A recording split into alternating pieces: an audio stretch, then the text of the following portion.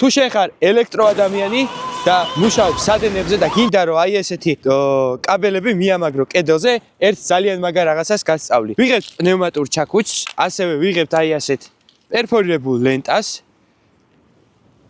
მივაჭედებთ აი ასე.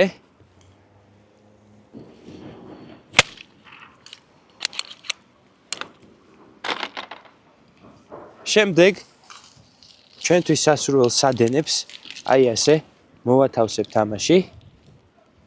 გადავკეცავთ და მივაჭედებთ მეორე ლურსმანს. აი ნახეთ მეგობრებო, სულ ეგ არის. აი რა მყარად დაამაგრა კედელზე. ამ შემთხვევაში ბეტონზე, აი ეს სადენები.